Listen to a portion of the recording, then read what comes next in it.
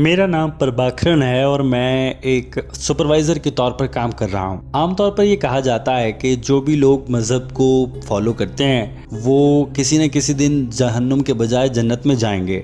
پہلے وہ جہنم میں جائیں گے، پھر وہ جنت میں بھیج دیے جائیں گے۔ کوئی بھی آدمی جہنم میں ہمیشہ نہیں رہے گا، ایک دن وہ جنت میں چلا جائے گا۔ میں یہ جاننا چاہتا ہوں کہ جو غیر مسلم ہیں کیا وہ قیامت کے بعد جنت میں جائیں گے؟ دوسرا سوال یہ ہے کہ جو رمضان المبارک ہے اس کی غیر مسلمانوں کے لیے کیا اہمیت ہے؟ کیا وہ بھی رمضان میں کوئی ثواب کما سکتے ہیں؟ اور تیسری بات یہ کہ میں نے بہت سے مذاہب کو پڑھا ہے، میں اس نتیجے پر پہنچا ہوں کہ اسلام وہ واحد مذہب ہے جو منطق اور عقل کے مطابق صحیح بات کرتا ہے۔ اسلام پر یقین آتا ہے، باقی مذہب مجھے سمجھ نہیں آتے ہیں۔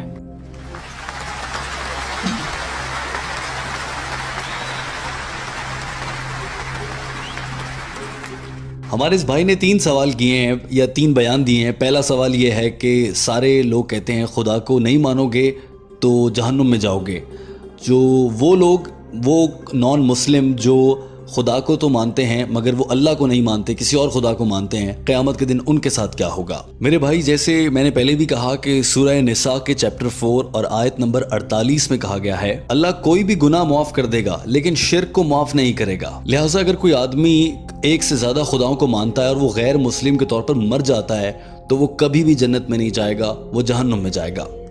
کنفرم ہے کہ وہ جنت میں نہیں جائے گا، وہ جہنم میں ہی جائے گا۔ جنت میں جانا ہے تو اللہ کو ماننا پڑے گا اور صرف اللہ ہی کی عبادت کرنی پڑے گی اور اللہ کے بتائے گئے احکامات پر عمل کرنا پڑے گا۔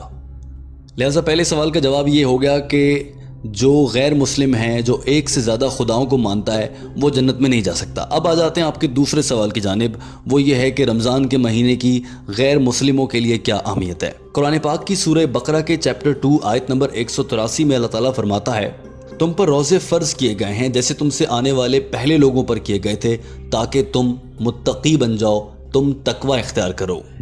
روزہ رکھنے کی وجہ یہ ہے کہ ہم اپنا تقوی بڑھاتے ہیں، اور سورہ بقرہ کے چیپٹر نمبر 2 آیت نمبر 185 میں اللہ تعالیٰ فرماتا ہے رمضان ہی وہ مہینہ ہے جس میں قرآن پاک نازل کیا گیا پوری انسانیت کی فلاح اور بہتری کے لیے۔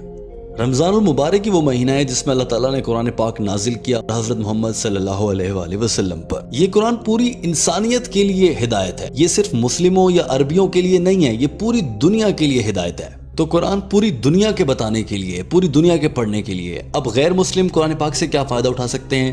جیسا کہ قرآن پاک رمضان کے مہینے میں نازل ہوا تھا تو رمضان میں آنے والے قرآن کو مانا جائے۔ یہی نہیں بلکہ حضرت محمد صلی اللہ علیہ وآلہ وسلم نے ارشاد فرمایا کہ رمضان وہ مہینہ ہے جس میں شیطانوں کو جکڑ دیا جاتا ہے، جنت کے دروازے کھول دیے جاتے ہیں اور جہنم کے دروازے بند کر دیے جاتے ہیں۔ اس کا یہ مطلب ہے کہ رمضان مبارک میں برے کام کرنے کے امکانات کم ہو جاتے ہیں اور اچھے کام کرنے کے زیادہ موقع بھی ملتے ہیں اور امکان بھی بڑھ جاتا ہے۔ جہاں تک بات ہے نان مسلموں کی یا غیر مسلموں کی، تو ان کے دلوں میں رمضان کے مہینے میں قرآن پاک کا پیغام زیادہ اچھے طریقے سے اتر سکتا ہے اور اس کے امکانات بڑھ جاتے ہیں کہ وہ قرآن پاک پر عمل کریں گے، کیونکہ شیطان قید کر دیا جاتا ہے جو انہیں قرآن کو ماننے سے روکتا ہے۔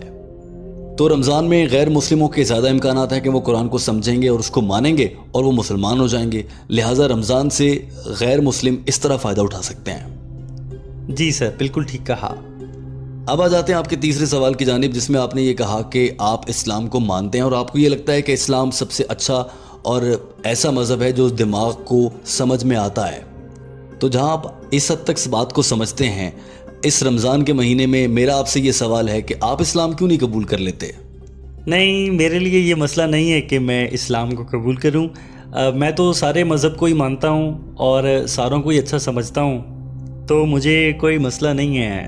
بھائی دیکھیں، آپ نے کہا کہ سارے مذہبوں کی اچھی چیزیں مانتے ہیں، تو اس کا مطلب ہے کہ آپ کو اسلام میں کوئی چیز بری لگتی ہے۔ بتائیں وہ کیا ہے؟ نہیں، مجھے ایسی کوئی چیز اسلام میں آج تک بری تو نہیں لگی ہے، لیکن کچھ مسلمان ایسے ہیں کہ مسلمانوں کی بات نہ کرو، آپ صرف اسلام کی بات کرو۔ مسلمان برے ہو سکتے ہیں، اسلام میں کیا برا ہے یہ بتاؤ۔ نہیں، مجھے آج تک اسلام کے بارے میں کچھ برا نہیں ملا ہے۔ Very good, very good. تو میرے بھائی، آپ نے مجھے بڑا کھل کے بتایا کہ آپ کو سارے مذہبوں میں سے جو چیز اچھی لگتی ہے آپ وہ لے لیتے ہیں، لیکن آپ کو اسلام میں کوئی چیز بری نہیں لگی ہے۔ تو آپ کو جب اسلام میں کوئی چیز بری نہیں لگ رہی ہے تو آپ اسلام قبول کیوں نہیں کر لیتے؟ دیکھیں نا، ایک طرف سارے مذہب ہیں جس میں آپ کو کچھ نہ کچھ برا لگ رہا ہے، ایک طرف اسلام ہے جس میں آپ کو کچھ برا نہیں لگ رہا. مثال کے طور پر اگر میں آپ کو 2 گلاس پانی کا دیتا ہوں، ایک خالص گلاس پانی کا ہوتا ہے اور دوسرے گلاس میں پانی کے گلاس میں ایک قطرہ اگر پیشاب کا ڈال دیا جائے انسان کے، تو آپ کون سا گلاس میں سے پانی پینا پسند کرو گے؟ ظاہر ہے صاف والا پانی جس میں پیشاب نہیں ہوگا. صاف پانی پینا پسند کرو گے. تو اسلام بھی تو صاف ہے، اسلام ہی تو وہ مذہب ہے جو بالکل صاف ہے. آپ نے خود کہا کہ آپ کو اسلام میں کچھ برا نہیں نظر آتا. اسلام بھی بالکل خالص ہے، جیسے وہ صاف ستھرا گلاس کا پانی ہے. تو آپ اسلام پر آنا چاہیے آپ کو. تو جب آپ کو پیاس لگے گی تو آپ صاف پانی پئیں گے، آپ گندا پانی نہیں پئیں گے. اب آپ کو مذہب کی تلاش ہے تو آپ کو صاف مذہب کی طرف آنا چاہیے. دیکھیں نا، اگر آپ کو کسی یونیورسٹی میں داخلہ لینا ہے تو آپ ساری یونیورسٹیز چیک کریں گے، جو آپ کو اچھی لگے گی. کسی میں کچھ برا لگے گا، کسی میں کچھ برا لگے گا. ایک یونیورسٹی ایسی ہوگی جو لگے گا آپ کو کہ یہ بالکل ٹھیک ہے، یہ سب سے اچھی ہے، آپ اسی میں داخلہ لو گے بجائے اس کے کہ کسی اور میں لو. ہاں، وہ الگ بات ہے کہ آپ کے پاس اگر وہ یونیورسٹی مہنگی ہے تو آپ کے پاس پیسے نہ ہو، لیکن کوئی وجہ نہیں ہے کہ آپ جا کر کسی اس یونیورسٹی میں داخلہ لو جس میں آپ کو چیزیں بری لگ رہی ہیں. جس میں سب اچھا لگ رہا ہے آپ اسی میں داخلہ لو گے. اگر پیسے نہیں ہیں تو وہ ایک الگ بات ہے، لیکن اسلام تو پیسے بھی نہیں مانگتا، اسلام تو بالکل مفت ہے. تو اگر آپ کو لگتا ہے کہ اسلام بالکل ٹھیک ہے تو آپ کو اس پر آ جانا چاہیے، نہیں تو پھر میں اس کو منافقت کہہ سکتا ہوں.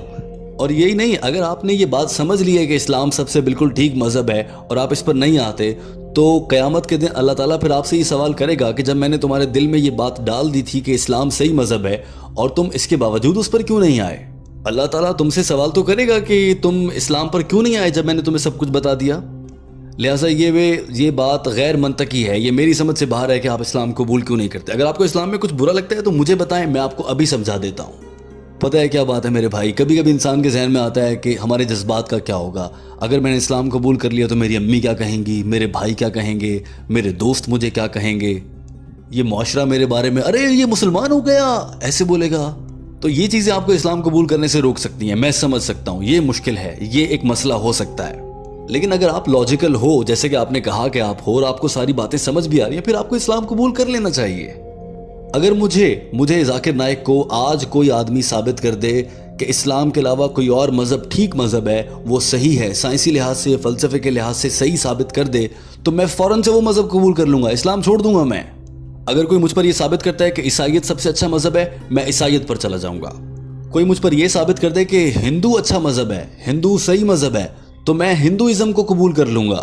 دیکھو، میں یہ صرف باتیں نہیں کر رہا، میں نے بہت سے لوگوں کے ساتھ ڈیبیٹ کی ہیں، میں نے ہندوؤں کے عالمی رہنماؤں اور علماء کے ساتھ باتیں کی ہیں، ڈیبیٹس کی ہیں، میں نے بڑے بڑے مناظرے کیے ہیں. میں خود کو ٹھیک ہے، میں ایک طالب علم ہوں، میں کوئی عالم نہیں ہوں، میں ایک طالب علم ہوں. میں اپنے آپ کو مختلف مذاہب کے موازنے کا جو مضمون ہے اس کا طالب علم سمجھتا ہوں. میں نے تو بہت سے ہندو علماء کے ساتھ مکالمے اور ڈسکشن اور بحثیں کی ہیں. آپ جانتے ہیں روی شنکر کو؟ آپ جانتے ہیں جو ہندوؤں کے بہت بڑے عالم ہیں، شری روی شنکر؟ جی سر، میں جانتا ہوں، بلکہ میں تو ان کا بہت بڑا فین بھی ہوں. او اچھا، تو آپ ان کے فین ہیں. انہوں نے قرآن پاک کو مانا ہے میرے ساتھ بحث میں. آپ نے دیکھا ہے میرا وہ والا مکالمہ اور بحث روی شنکر کے ساتھ؟ نہیں سر، میں نے وہ نہیں دیکھا. آپ وقت نکالیں اور دیکھیں، وہ دیکھیں، اس میں میں نے ان سے بحث کی ہے، یقیناً وہ آپ کو سمجھ آئے گی انشاءاللہ سر.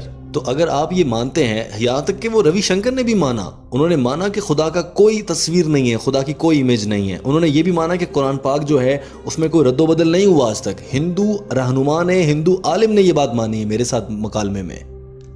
لیکن بدقسمتی کہ انہوں نے اسلام قبول نہیں کیا. پتہ ہے کیوں؟ کیونکہ اگر وہ اسلام قبول کر لیتے تو ان کے سارے فالوور، سارے پیروکار انہیں چھوڑ کے چلے جاتے، وہ اس کے ہاتھ سے نکل جاتے. جی ہاں سر، صحیح کہہ رہے ہیں. تو تمہارے کوئی فالوور یا پیروکار تو نہیں ہے نا بھائی؟ تمہارے کوئی ہیں فالوور؟ نہیں سر، میرا کوئی پیروکار نہیں ہے. ویری گڈ، تو کام آسان ہو گیا، اسلام قبول کرو پھر. تمہارا تو اس میں کچھ ضائع بھی نہیں ہوگا. ہاں، کچھ دوست ہو سکتے ہیں، کچھ رشتہ دار ہو سکتے ہیں، یہ مشکل ہوگا. ویسے تو تمہارے پاس کھونے کو کچھ بھی نہیں ہے اسلام قبول کرنے کے بعد. اگر اس کو مانتے ہو، اسلام کو قبول کرنے کے لیے تیار ہو، تو اسلام کو قبول کیوں نہیں کرتے ہو؟ نہیں، دراصل میں نے اس بارے میں کبھی سوچا نہیں ہے، بلکہ مجھے یہ لگتا ہے کہ یہ بہت مشکل کام ہوگا اگر میں نے ایسا کیا تو. میرے کو لگتا ہے یہ زندگی کا سب سے مشکل کام ہے. اسلام کو رمضان میں قبول کرو. تم نے مجھ سے پوچھا تھا کہ رمضان کے مہینے کے کیا فائدے ہیں نان مسلموں کے لیے، تو نان مسلم کا دل کھول دیا جاتا ہے. تمہارا دل کھل گیا ہے، تمہیں اسلام کی سمجھ آ رہی ہے، تم اس کو ماننے کو تیار ہو، اسلام کو رمضان میں قبول کرو. تو میں آپ سے درخواست کروں گا کہ آپ اسلام قبول کرنے کے بارے میں سوچیں. اگر آج نہیں تو میں 3 ہفتے تک یہیں پر ہوں، اس دوران سوچیں. کوئی سوال آتا ہے تو مجھ سے پوچھیں آ کر. تو رمضان میں اسلام قبول کرو، جب موقع ملتا ہے اسلام قبول کرو. میں یہ گارنٹی سے کہہ رہا ہوں اگر آپ اسلام قبول کر لیتے ہیں تو انشاءاللہ آپ کے جتنے بھی گناہ ہیں اللہ تعالیٰ معاف کر دے گا. حتیٰ کہ اگر آپ آج مر جاتے ہو اسلام قبول کرنے کے بعد خدا نخواستہ تو تب بھی اللہ تعالیٰ تمہارے سارے گناہ معاف کر سکتا ہے. میں یہ گارنٹی دے رہا ہوں. اور تم جنت میں جاؤ گے. مجھے یہ نہیں پتا کہ میں جنت میں جاؤں گا یا نہیں، پر مجھے تمہارا پورا یقین ہے کہ تم جنت میں جاؤ گے، کیونکہ تم نے مرنے سے پہلے اسلام قبول کر لیا تھا.